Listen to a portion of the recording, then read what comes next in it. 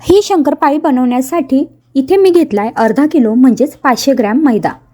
आता घरातील कुठल्याही एखाद्या वाटीने किंवा कपाने हा मैदा मोजून घ्यायचा, म्हणजे आपल्याला पुढचे जे जिन्नस आहेत ते ह्या प्रमाणात वापरता येतील। मी घरातील मेजरिंग कपचा उपयोग केलेला आहे। मेजरिंग कपने हा मैदा मोजून घेतला तर बरोबर 3 कप हा मैदा भरला आहे। आता पुढचे जे सगळे जिन्नस आहेत ते मी ह्याच मेजरिंग कपने मोजणार आहे। आता मैदा मोजून झाल्यानंतर आपल्याला हा भिजून घेण्यासाठी एक मिश्रण बनवून घ्यायचं आहे। आता हे मिश्रण बनवून घेण्यासाठी इथे मी एक बाउल घेतला, त्यामध्ये पाऊण कप साखर टाकली आहे। ही आपली नॉर्मल साखर आहे, तुम्ही हवं तर पिठी साखरही वापरू शकता, मग ती तुम्हाला थोडी जास्त वापरावी लागेल। आणि तसंही साखरेचं प्रमाण आपल्या आवडीप्रमाणे आपण कमी जास्त करू शकतो। पाऊण कप साखर घेतली, त्यात पाऊण कप तूप टाकून घेतलं आणि ह्यातच आपल्याला पाऊण कप पाणी टाकायचं आहे। लक्षात असू द्या, तूप आपल्याला रूम टेम्परेचरवरचं घ्यायचं आहे। आता हे जे सगळं मिश्रण आहे हे एकजीव केलं आणि त्यानंतर हे गॅसवरती आपल्याला अगदी कडकडीत असं गरम करून घ्यायचं आहे, म्हणजे साखर ही पूर्णपणे वितळायला हवी। आणि हे पहा, हे जे मिश्रण आहे ह्यात साखर वितळली आणि हे मिश्रण चांगलं कडकडीत गरम झालं आहे। आता आपण जो मैदा घेतला होता त्यात चवीपुरता मीठ टाकायचं।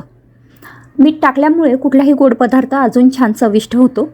मीठ टाकून झालं की हे एकजीव करायचं, म्हणजे मीठ ह्या सगळ्या मैद्याला व्यवस्थित लागेल। त्यानंतर आपण जे मिश्रण बनवून घेतलेलं होतं ते या मैद्यात टाकायचं। आता इथे आपण अगदी परफेक्ट प्रमाण वापरलं आहे, त्यामुळे तुम्ही डोळे बंद करून सुद्धा हे मिश्रण एका वेळी ह्या मैद्यात टाकलं तरी काही हरकत नाही। तरीसुद्धा सेपर साईड म्हणून तुम्ही थोडं थोडं करत हे मिश्रण मैद्यात टाकू शकतात। तर इथे मी हे सगळं मिश्रण आता ह्या मैद्यात टाकून घेतलं। मिश्रण गरम आहे त्यामुळे चमच्याने हे एकजीव केलं आणि मिनिटभरातच हे सगळं छान कोमट होतं आणि त्यानंतर आपल्याला हाताने हे व्यवस्थित मळता येतं। आता इथे मी हाताने हा मैदा छान मळून घेते। आपण जे प्रमाण वापरलं आहे त्यामुळे हे जे शंकरपाळे आहेत हे खुसखुशीत तर होतीलच, शिवाय हे जे पीठ आहे हे तुम्हाला लाटायला अजिबातच जड जाणार नाही। नाहीतर बऱ्याचदा काय होतं, शंकरपाळी लाटून आपले हात दुखायला लागतात, पण हे आपण अगदी सैल अशी कणिक मळली आहे, त्यामुळे शंकरपाळी लाटताना अजिबात तुमचे हात दुखणार नाहीत। तर आता इथे मी ही कणिक छान मळून घेतली आहे। आता हे पहा, ही कणिक मळताना अशा पद्धतीने सगळ्या बाजूने चांगली मळून घ्यायची।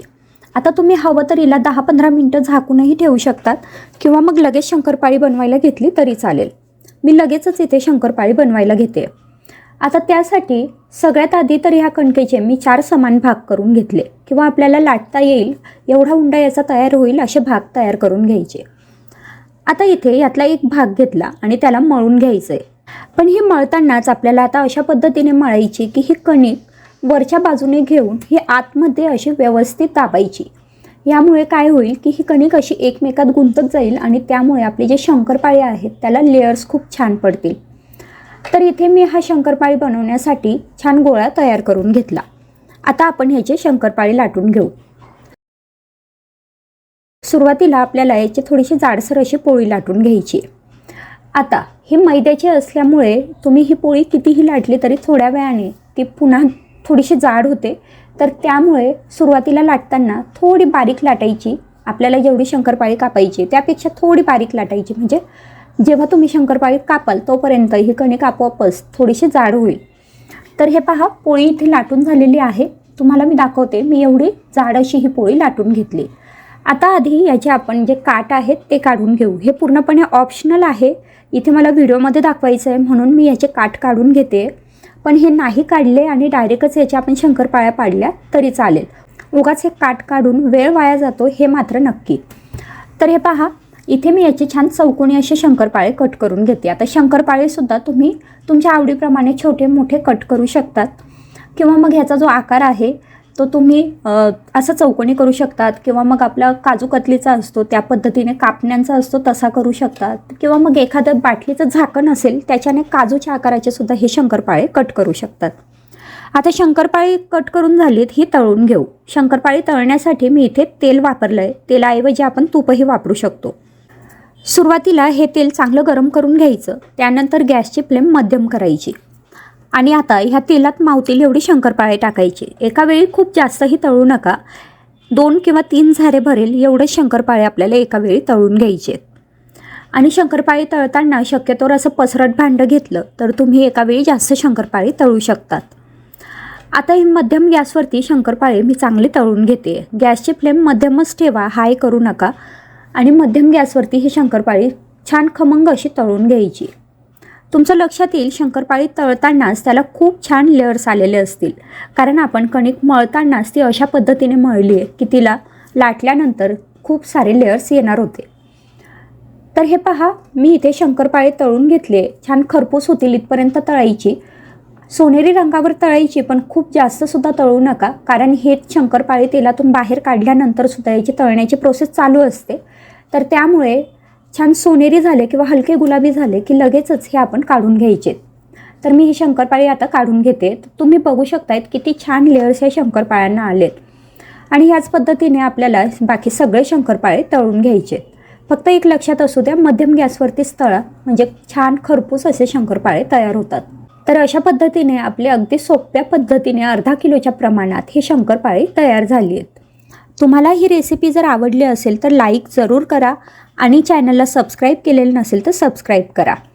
तसंच हा व्हिडिओसुद्धा जास्तीत जास्त शेअर करा, म्हणजे ही सोपी पद्धत तुमच्या मैत्रिणींनासुद्धा माहिती होईल. ही शंकरपाळी बनवण्यासाठी इथे मी एका परातीत 2 कप गव्हाचं पीठ घेतलं आहे. आता याच्यात आपल्याला 4 चमचे रवा टाकून घ्यायचा आहे.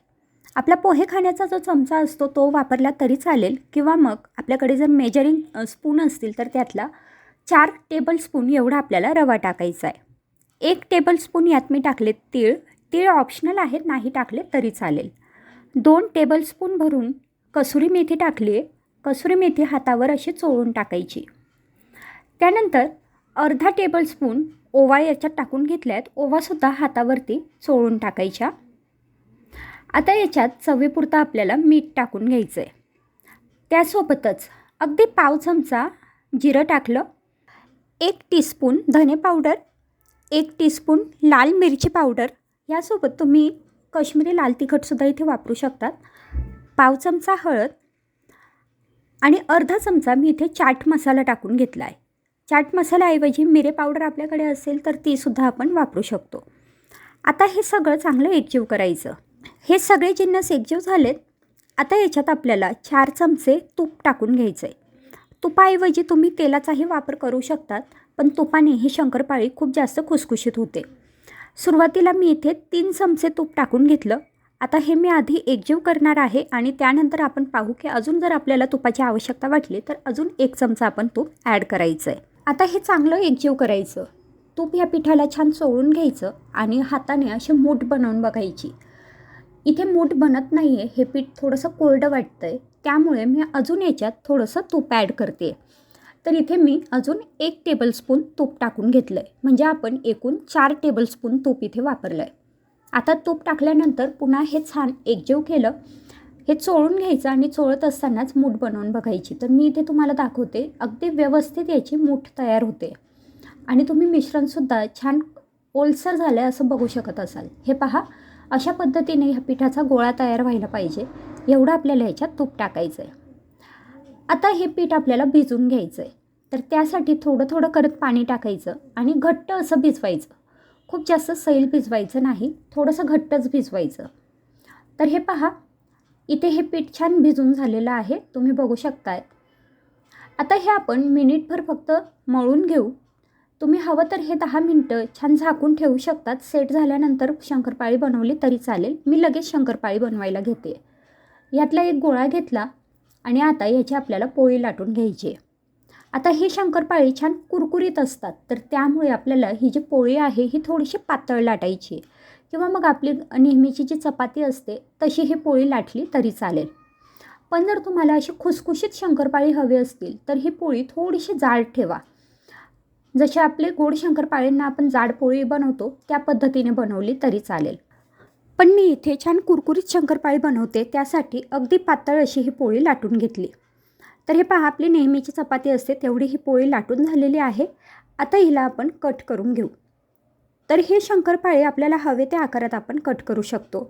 तुम्ही लांबोळकी बनवू शकतात किंवा मग चौकोनी बनवू किंवा आपल्या ज्या कापण्या असतात त्या पद्धतीने तुम्ही थोडेसे डायमंड शेपमध्ये सुद्धा हे बनवू शकतात. मी आपल्या ज्या कापण्या असतात त्या पद्धतीने हे शंकरपाळे कट करून घेते. तर इथे आता शंकरपाळी कट करून झालेली आहेत, ही तळायला घेऊ. शंकरपाळी तळण्यासाठी कढईमध्ये तेल गरम करायला ठेवलं. तेल सुरुवातीला छान कडकडीत गरम करून घ्यायचं आणि त्यानंतर गॅसची फ्लेम मध्यम करायची. आता मध्यम गॅसवरती आपल्याला ही शंकरपाळी तळून घ्यायची आहे. तर सुरुवातीला खूप जास्त शंकरपाळी एकत्र टाकायची नाहीत. तेलात जेवढी मावतील तेवढी शंकरपाळी इथे टाकायची आहे. तर मी सुरुवातीला जे तेल घेतलं आहे त्यात 1 झारा भरेल एवढी शंकरपाळी टाकून घेतली. आता ही शंकरपाळी आपल्याला मध्यम गॅसवरती सोनेरी रंगावर तळून घ्यायची आहे. तर मी इथे अशा पद्धतीने छोटीशी कढई वापरली आहे. त्यामुळे तेल कमी लागतं आणि ही जी आपली शंकरपाळी आहेत किंवा कुठलाही तळणीचा पदार्थ आहे तो तेल कमी पितो. त्यामुळे मी इथे छान लोखंडी कढईमध्ये ही शंकरपाळी तळून घेते. तर हे पहा, शंकरपाळी तळत असताना अशा पद्धतीने त्यात येणारे बुडबुडे कमी झाले की मग समजायचं आपली शंकरपाळी तळून झाली आहेत. आता ही शंकरपाळी इथे तळले गेलेत, हे बाजूला काढून घेऊ. आता हे काढत असतानासुद्धा आपल्याला एखाद्या जाळीवरती काढून घ्यायचे आहेत आणि ही जाळी एखाद्या भांड्यावर ठेवायची, म्हणजे यातलं जे एक्स्ट्रा तेल असेल ते त्या भांड्यात निथळून येईल. तर अशा पद्धतीने हे शंकरपाळे तळून झालेले आहेत आणि ह्याच प्रकारे मी उरलेले सगळे शंकरपाळे तळून घेते. तर हे पहा, इथे हे आपले छान मसालेदार तिखट शंकरपाळे तयार झालेत. अतिशय कुरकुरीत असे होतात. मी तुम्हाला एक शंकरपाळी इथे तोडून दाखवते. हे पहा, अगदी कुरकुरीत अशी शंकरपाळी इथे तयार झालेत. गव्हाच्या पिठाच्या गूळ घालून केलेल्या कापण्या बनवण्यासाठी इथे मी एका भांड्यात अर्धी वाटी गूळ घेतला आहे. चिरून घेतलेला हा गूळ आहे. आता ह्या रेसिपीसाठी घरातली कुठलीही एखादी वाटी किंवा कपाचं प्रमाण आपण सेट करू शकतो आणि उरलेले सगळे जिन्नस आपल्याला ह्याच कपाने किंवा वाटीने मोजून घ्यायचेत. अर्धी वाटी गूळ घेऊन त्यात अर्धी वाटी पाणी टाकून घेतलं. आता हा गूळ आपल्याला ह्या पाण्यात वितळून घ्यायचा आहे. त्यासाठी गॅसवरती हे पाणी थोडंसं गरम करून घेऊ, म्हणजे आपला हा गूळ पटकन वितळेल. आपल्याला याचा पाक बनवायचा नाही आहे, फक्त गूळ वितळेल इतपतच हे पाणी गरम करून घ्यायचं आहे. तर हे पहा, तुम्ही इथे बघू शकतायत, इथे आपला गूळ पूर्णपणे वितळलेला आहे. आता हे पाणी थंड होऊ देऊ, तोपर्यंत आपण पुढची प्रोसेस पाहू. तर इथे एका बाउलमध्ये 2 वाटी गव्हाचं पीठ घेतलं. 2 वाटी गव्हाच्या पिठासाठी अर्धी वाटी गूळ अगदी पुरेसं प्रमाण होतं, पण तुम्हाला हवं तर गुळाची क्वांटिटी कमी जास्त करू शकतात. आता याच्यात मी 2 चमचे रवा टाकून घेतला. ह्याऐवजी बेसन पीठ किंवा तांदळाचं पीठही तुम्ही इथे वापरू शकतात. रवा टाकल्यामुळे कापण्या छान खुसखुशीत होतात.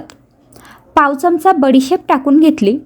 त्यासोबतच 1 चमचा तीळ किंवा खसखस टाकून घ्यायची. माझ्याकडे तीळ अवेलेबल होते म्हणून मी इथे तिळाचा वापर केला आहे. आता तीळ टाकून घेतल्यानंतर अगदी चिमूटभर आपल्याला याच्यात मीठ टाकून घ्यायचं आहे. कुठल्याही गोड पदार्थात आपण थोडंसं मीठ टाकलं तर तो गोड पदार्थ खूप छान लागतो. पण जर तुम्हाला आवडत नसेल तर तुम्ही याच्यात अजिबातच मीठ नाही टाकलं तरी पण चालेल. आता हे सगळं छान एकजीव करून घेऊ, म्हणजे आपण जे यात मीठ टाकलं आहे किंवा बाकीचे सगळे जिन्नस टाकले ते अगदी छान एकजीव होतील. आता ह्याच्यात आपल्याला मोहन टाकून घ्यायचं आहे. इथे मी तुपाचं मोहन टाकून घेते. पाव वाटी मी इथे वितळून घेतलेलं तूप घेतलं आहे. तूप वितळून बरोबर पाव वाटी व्हायला पाहिजे एवढं मोहन आपल्याला इथे वापरायचं आहे. ह्याच्यापेक्षा जर कमी मोहन वापरलं तर ह्या ज्या आपल्या कापण्या आहेत त्या कडक होतात आणि जर मोहन जास्त झालं तर मग त्या तेलात विरघळण्याची शक्यता असते किंवा तेल पितात. तर त्यामुळे वितळून घेतलेलं तूप बरोबर पाव वाटी व्हायला पाहिजे एवढं मोहन आपल्याला इथे टाकून घ्यायचं आहे. हे जे तूप होतं हे अगदी कडकडीत गरम करायचं आणि मग ह्या पिठात टाकायचं आहे. तर अशा प्रकारे मी इथे कडकडीत गरम करून घेतलेलं पाव वाटी तूप इथे मी टाकून घेतलं आहे. आता हे चांगलं एकजीव करायचं. हे जे तूप आहे हे आपल्याला ह्या सगळ्या पिठाला व्यवस्थित चोळून घ्यायचं आहे. जेवढं चांगलं आपण हे तूप ह्या पिठामध्ये चोळू तेवढं आपल्या ह्या कापण्या छान खुसखुशीत होतात. आणि दुसरं म्हणजे आपल्याला तेल किंवा तुपाचा अंदाजही येतो की आपण घातलेलं मोहन बरोबर आहे की नाही. तर सगळ्यात आधी तर हे जे मोहन आहे हे सगळ्या पिठाला व्यवस्थित चोळून घ्यायचं. हे चोळून घेतल्यानंतर अशा प्रकारे मूठ बनवून बघायची. अगदी हलक्या हाताने सुद्धा ही मूठ व्यवस्थित तयार होत असेल तर समजायचं आपण मोहन जे घातलं आहे ते अगदी परफेक्ट झालं आहे. जर ही मूठ तयार होत नसेल किंवा अगदीच दाबून तुम्हाला मूठ बनवावी लागत असेल तर ह्याच्यात अजून 1-2 चमचे तूप आपण ॲड करू शकतो, ते सुद्धा वितळलेलं. तर आता आपलं मोहन अगदी परफेक्ट इथे बसलेलं आहे. आता याच्यात आपण गुळाचं पाणी टाकून घेऊ. तर गूळ वितळून आपण जे पाणी बनवून घेतलेलं होतं ते मी अशा प्रकारे चाळणीने चाळून याच्यात टाकून घेते. सुरुवातीला अर्धच पाणी टाकायचं आणि ते एकजीव करून घ्यायचं, म्हणजे आपल्याला बरोबर अंदाज येईल की आपल्याला किती पाणी वापरायचं आहे. तर मी इथे अर्ध पाणी टाकून घेतलेलं आहे. हे पाणी चाळूनच टाकायचं. गुळात बऱ्याचदा काही बारीक सारीक कचरा असतो, तर चाळून घेतलं तर तो निघून जातो. आता हे आपल्याला चांगलं मळून घ्यायचं आहे. हे मळत असताना आपल्याला थोडंसं घट्ट असं मळायचं आहे.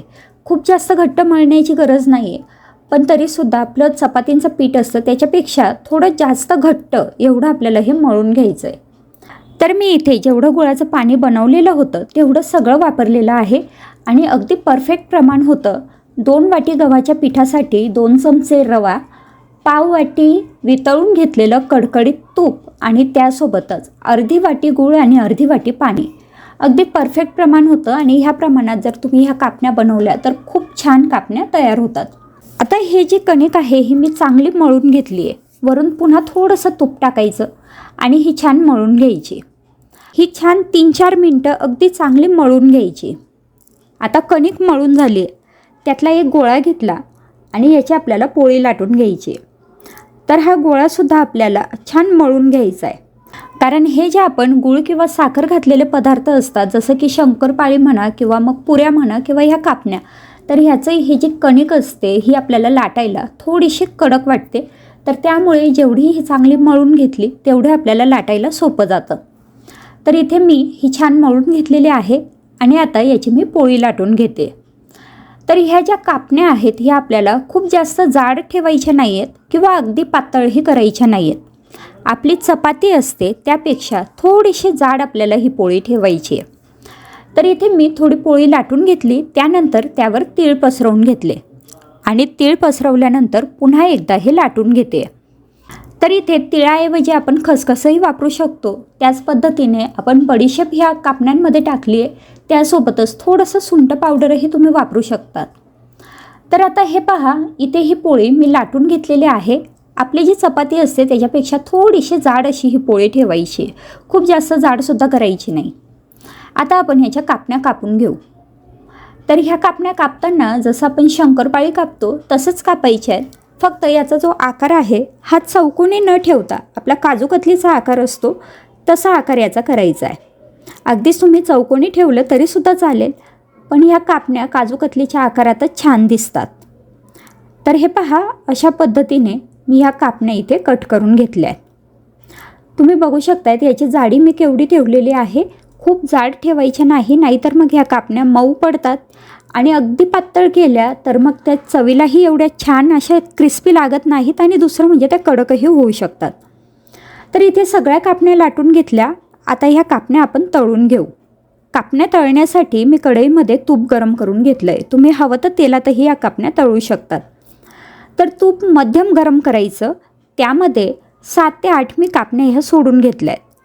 आता तुपाची क्वांटिटी आपली केवढी आहे त्या अंदाजाने ह्या कापण्या तेलात टाकायच्या किंवा तुपात टाकायच्या आहेत, पण खूप जास्तही टाकायच्या नाहीत, जेणेकरून ह्या कापण्या अगदी मोकळ्या आपल्याला तळता येतील एवढ्याच कापण्या एका वेळी टाकायच्या आहेत. आता मंद गॅसवरती ह्या कापण्या आपल्याला छान तळून घ्यायच्या आहेत. तर ह्या कापण्या तळताना जर आपण गॅसची फ्लेम मध्यम किंवा हाय ठेवली किंवा जर तेल खूप जास्त कडकडीत गरम असेल तर एकतर ह्या कापण्या बाहेरून करपतील, आतमध्ये कच्च्या राहतील. दुसरी गोष्ट म्हणजे त्या लगेचच मऊ पडतील. आणि जर तुम्ही ह्या कापण्या तळताना मंद गॅसवरती तळल्या पण थोडं जास्त तळल्या गेल्या तर ह्या कापण्या कडक होऊ शकतात. तर त्यामुळे मंद गॅसवरती सुरुवातीला ह्या कापण्या थोड्याशा तळल्या जाऊ द्यायच्या आणि थोडं आपल्याला लक्षात आलं की आता कापणी आतून चांगली तळली गेली असेल तर लगेच गॅसची फ्लेम मध्यम करायची आणि मध्यम गॅसवरती कापण्यांना फक्त रंग येईल इथपर्यंत तळून घ्यायचं. आता हे पहा, कापण्या तळून झालेल्या आहेत. आता मी ह्या बाजूला काढून घेते आणि आता ह्याच पद्धतीने मी बाकी उरलेल्या सगळ्या कापण्या तळून घेते. फक्त कापण्या तळताना लक्षात ठेवायचं की मंद गॅसवरती सुरुवातीला साधारण 2-3 मिनटं ह्या कापण्या तळायच्या आणि हे पहा, ह्या स्टेजला कापण्या आल्या की लगेच गॅसची फ्लेम मिडियम करायची आणि मिडियम फ्लेमवरती कापण्यांना फक्त रंग येईल इथपर्यंत तळून घ्यायचं, म्हणजे आपल्या कापण्या छान खुसखुशीत तयार होतात. पदार्थ बनवण्यासाठी इथे मी घेतलंय 2 वाटी गव्हाचं पीठ. गव्हाच्या पिठाऐवजी तुम्ही इथे मैद्याचा सुद्धा वापर करू शकतात. आता याच्यात आपल्याला टाकायचं आहे अर्धी वाटी रवा. त्यानंतर 5 ते 6 चमचे याच्यात आपल्याला तूप टाकून घ्यायचं आहे. वाटीचं प्रमाण म्हणाल तर साधारण पाव वाटी किंवा त्यापेक्षा थोडंसं जास्त तूप टाकायचं. आता हे जे तूप आहे किंवा आपण टाकलेलं मोहन आहे हे बरोबर पडलं आहे की नाही हे कसं समजायचं, तर त्यासाठी तूप टाकल्यानंतर हे तूप आधी पिठाला व्यवस्थित चोळून घ्यायचं. अशा पद्धतीने हे तूप पिठाला व्यवस्थित लावून झालं की त्यानंतर हलक्या हाताने याची मूठ किंवा लाडू बनवून बघायचा. असं जर लाडू तयार होत असेल तर समजायचं आपलं जे मोहन आहे किंवा तूप आहे ते अगदी परफेक्ट पडलं आहे. किंवा जर असा लाडू तयार होत नसेल तर मग थोडं तूप अजून ॲड करू शकतात. तुपाऐवजी तेलही वापरू शकतात. आता याच्यात पाव चमचा जिरं टाकलं आणि त्यानंतर अर्धा चमचा ओवा टाकल्या. ओवा हातावरती चोळून टाकायच्या. त्यासोबतच अर्धा चमचा मी इथे कसुरी मेथी टाकून घेतली आहे. कसुरी मेथीसुद्धा ऑप्शनल आहे, जर तुम्हाला नसेल टाकायची तर नाही टाकली तरी चालेल. अगदी थोडासा मी इथे चाट मसाला टाकून घेतला आहे, साधारण पाव चमचा एवढा. 1 चमचा मी इथे काश्मीरी लाल तिखट टाकलं आहे आणि पाव चमचा हळद टाकली आहे. आता चवीपुरता मीठ टाकायचं आणि हे सगळं चांगलं एकजीव करून घ्यायचं. आता याच्यात आपण जे काही मसाले ॲड केले ते तुम्ही तुमच्या आवडीप्रमाणे कमी जास्त करू शकतात किंवा एखादा पदार्थ नसेल म्हणजे जसं की ओवा किंवा मग जिरं यापैकी जर तुम्हाला काही स्किप करायचं असेल तर तुम्ही ते स्किप करू शकतात. आणि जर तुम्हाला काही वाढवायचं असेल जसं की तीळ, ऑरेगॅनो असे काही पदार्थ याच्यात ॲड करायचे असतील तर ते तुम्ही ॲड करू शकतात. आता थोडं थोडं पाणी टाकायचं आणि याची अगदी घट्ट अशी कणिक मळून घ्यायची. अजिबात सैल कणिक मळायची नाही. हे पहा मी इथे तुम्हाला दाखवते त्या पद्धतीने अगदी घट्ट अशी कणिक मळायची जसे आपण शंकरपाळ्यांसाठी मळतो. आता आपली इथे कणिक मळून झाली आहे. त्यानंतर आपण आता याचे छान असं क्रिस्पी, ज्याला आपण कर्लीसुद्धा म्हणू शकतो किंवा मग शंकरपाळे म्हणू शकतो, ते बनवून घेऊ. तर त्यासाठी इथे मी एक छोटा गोळा घेतला. त्याला तेल किंवा तूप लावूनच लाटून घ्यायचं. पिठाचा वापर शक्यतोवर करायचा नाही कारण आपण हे कणिक ऑलरेडी कडक अशी भिजली आहे, म्हणजे खूप घट्ट आहे, त्यामुळे पीठ लावण्याची आवश्यकता पडणार नाही. तर हे पहा अशा पद्धतीने हा जो गोळा आहे हा मी अगदी बारीक म्हणजे अगदी पातळ असा लाटून घेते. शक्य असेल तेवढा पातळ लाटायचा. तर हे पहा मी इथे ही पोळी लाटून घेतली आहे. आपली चपाती असते त्यापेक्षा पातळ अशी ही पोळी लाटायची आणि हा गोळा घट्ट असल्यामुळे सहज आपल्याला पातळ पोळी लाटता येते. आता याचे जे काठ आहेत ते थोडेसे क्रॅक झालेत किंवा मग एकसारखा आकार यावा यासाठी इथे मी एका ताटलीच्या साहाय्याने हे कट करून घेते. हे पहा आता अगदी गोल आपल्याला ही पोळी मिळते. आणि त्याच पद्धतीने अशी एखादी ताटली किंवा एखाद्या जाळीचं माप ठेवलं तर मग आपले हे जे सगळे शंकरपाळे आहेत किंवा कर्ली हे एका आकारात तयार होतात. तर आता ही शंकरपाळे मी इथे कट करून घेते. त्यासाठी एखादी सुरी किंवा मग अशी जी चक्री असते जे आपण करंजी कट करायला वापरतो त्याचा वापर आपण इथे करू शकतो. मधोमध असे 2 भाग करायचे आणि त्याच पद्धतीने ह्या एका पोळीचे साधारण 24 भाग होतील एवढे आपल्याला कट करून घ्यायचे. हे कट तुम्ही जेवढे जास्त द्याल तेवढे आपले जे कर्ली आहेत ते छोटे तयार होतील आणि तुम्हाला जर ते मोठे हवे असतील तर हे थोडेसे मोठे ठेवले तरी चालेल. इथे मी एका पोळीचे 24 भाग बनवून घेतलेत. आता त्यानंतर मी व्हिडिओमध्ये दाखवते त्या पद्धतीने एक एक हा भाग असा गोल गोल वळत जायचा. ह्याचा फक्त आपल्याला रोल तयार करायचा आहे, बाकी काही नाही. बाकी आकार अगदी आपोआप तयार होतो. हे पहा किती सुंदर हा आकार तयार झाला आहे, अगदी शंख असतो ना तसा. ह्याच पद्धतीने मी ही जी सगळी पोळी आहे त्याचे हे कर्ली किंवा शंकरपाळे तयार करून घेते. तर आता मी इथे हे सगळे शंकरपाळे तयार करून घेतलेले आहेत, तुम्ही बघू शकताय. आता हे आपण तळून घेऊ. हे तळण्यासाठी कढईमध्ये तेल गरम करायला ठेवलं. सुरुवातीला तेल थोडंसं मध्यम गरम करायचं. त्यामध्ये तेलात मावतील एवढे हे जे कर्ली किंवा शंकरपाळे बनवलेत हे टाकायचे, पण खूप जास्तही टाकायचे नाही. हे अगदी व्यवस्थित तळले जायला पाहिजे कारण आपण त्याचा रोल बनवला आहे आणि हे जर आपण कमी तेलात तळले किंवा मग खूप जास्त क्वांटिटीमध्ये एकदम तळले तर ते आतून कच्चे राहू शकतात. तर त्यासाठी मध्यम गॅसवरतीच आपल्याला हे जे शंकरपाळे आहेत हे तळून घ्यायचे आणि हे तळत असताना अजिबात गॅसची फ्लेम हाय करायची नाही आणि हे असे सोनेरी रंगावर येतील इथपर्यंत तळून घ्यायचे. हे पहा तुम्ही बघू शकताय, तळत असतानाच तुमच्या लक्षात येईल की हे आता क्रिस्पी झालेत आणि असं लक्षात आलं की लगेच आपण हे बाजूला काढून घ्यायचे. आता हे बाजूला काढताना पण असं एखाद्या जाळीमध्ये काढायचे म्हणजे मग हे व्यवस्थित छान क्रिस्पी असे राहतात. हे पहा आता हे जे शंकरपाळे आहेत हे थंड झालेत आणि मी हे तुम्हाला तोडून दाखवते. तर अगदी छान खुसखुशीत असे हे शंकरपाळे तयार होतात. हे पहा अगदी अलगद हाताने तोडले तरी हे छान तुटत आहेत आणि लहान मुलांना याचा आकार बघूनच हे खावेसे वाटतात. आपण याच्यात मैदा वापरलेला नाही आहे त्यामुळे हे पौष्टिकसुद्धा आहेत आकार छान असल्यामुळे लहान मुलं आवडीने खातील आणि मोठ्यांनासुद्धा हे चहासोबत म्हणा किंवा मग छोट्या बुकेसाठी म्हणा तुम्ही कधीही हे खाऊ शकतात. तर मग अशा पद्धतीने आपले हे लहान मुलांसाठी स्पेशल असे कर्ली तयार झाले. इथे मी 2 वाटी मैदा घेतलाय आणि त्याच्यात पाव वाटी आपल्याला टाकायचं आहे रवा. 1 मोठा चमचा भरून आपल्याला इथे जिरं टाकायचं आहे आणि चवीपुरतं मीठ. पाव वाटी मी याच्यात तूप टाकून घेतलं आहे. हे तूपसुद्धा 4 टेबलस्पून एवढं आहे. तूप आपल्याला नॉर्मल जे टेम्परेचर असतं त्याचं घ्यायचं आहे. अगदी फ्रीजमधलं थंडगार तूप घेऊ नका. आता हे तूप या मैद्यामध्ये व्यवस्थित मिक्स करून घ्यायचं आहे. तूप या मैद्यामध्ये व्यवस्थित मिक्स झालं की ह्याप्रमाणे मैद्याची मूठ बनवून बघायची. अशी मूठ बनली पाहिजे म्हणजे हे मोहन अगदी व्यवस्थित पडलेलं असतं. थोडं थोडं पाणी टाकून आपल्याला याचा घट्ट असा गोळा मळून घ्यायचा. अगदी घट्ट गोळा बनवायचा. आपण नॉर्मल शंकरपाळ्यांना कसं घट्ट गोळा बनवतो तसाच. आता हा डो आपला इथे तयार आहे. हा मी एक 10 मिनटं फक्त झाकून ठेवते. तर हा डो झाकण्यासाठी असं एखादं स्वच्छ कापड घ्यायचं, ते ओलं करायचं आणि ते ह्या गोळ्यावरती टाकून ठेवायचं. 10 मिनटं झालेले आहेत. हा गोळा मी परत एकदा मळून घेते. तर साधारण एक 3-4 मिनटं हा गोळा पुन्हा एकदा मळायचा आणि मळताना हाताला थोडंसं तूप लावू शकतो आपण. आता ह्या गोळ्याचे मी 2 भाग करून घेतले. यानंतर पोळपाटावर ह्याप्रमाणे मी मैदा थोडासा टाकून घेतलेला आहे आणि आपण जो गोळा मळून घेतला आहे त्याचा ह्याप्रमाणे गोळा मी इथे पोळपाटावर लाटून घेते. आता इथे पोळी लाटून झालेली आहे. त्यानंतर थोडंसं तूप घ्यायचं आणि ह्या पोळीवरती ह्या पद्धतीने पसरून घ्यायचं. संपूर्ण पोळीला हे तूप लागलं पाहिजे. आणि आता वरती थोडासा मैदा बुरबुरायचा. मैद्याऐवजी तुम्ही इथे ह्या सगळ्या प्रोसेससाठी गव्हाचं पीठ पण वापरू शकतात. मैदा पसरवल्यानंतर ह्या पद्धतीने मी वरच्या बाजूने आणि खालच्या बाजूने असे 2 फोल्ड ह्या पोळीला करून घेतलेत. पुन्हा वरून थोडासा मैदा टाकून घेते आणि ही पोळी पुन्हा लाटून घेते. आता ह्यावेळी लाटताना ही फक्त वरती आणि खालच्या बाजूने अशी लाटायची. पुन्हा मी याला थोडंसं तूप लावून घेते. अशा पद्धतीने तूप लावून झालंय. वरती थोडासा मैदा टाकायचा आणि आता डाव्या बाजूने आणि उजव्या बाजूने असा हा फोल्ड करून घ्यायचा आहे. तुम्ही बघू शकताय या पोळीचा आता हे फोल्ड छान तयार झालेला आहे. आता पुन्हा याला मैदा टाकून परत ती प्रोसेस आपल्याला रिपीट करायची आहे. तर परत मी ही अशी मोठी पोळी लाटून घेतलेली आहे आणि आता याला परत तूप लावून घेते. ही प्रोसेस तुम्ही स्किप केली तरीही चालेल. पहिली जी प्रोसेस झाली तिथपर्यंत केलं तरीही चालेल. पण अजून जर आपल्याला लेयर्स पाहिजे असतील शंकरपाळ्यांना तर ही प्रोसेस पण करावी लागेल.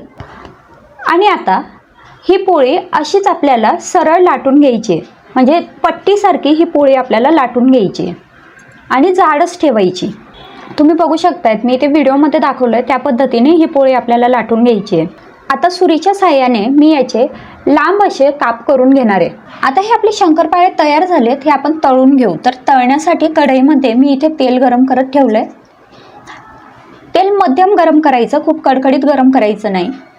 आणि आता हे जे आपण शंकरपाळे कापून घेतलेले आहेत ते मी या तेलात सोडून घेते. आता मध्यम गॅसवरतीच हे शंकरपाळे छान तळून घ्यायचे. छान खरपूस तळायचे कारण हे शंकरपाळे थोडेसे जाड आहेत. त्यामुळे मध्यम गॅसवरतीच तळायचे. आणि साधारण एक 5 ते 7 मिनटं मी हे शंकरपाळे छान तळून घेतलेत. तुम्ही बघू शकतायत किती सुंदर रंग याला आलेला आहे. आणि अशा पद्धतीने हे आपले जिरा शंकरपाळी इथे तयार झालेत.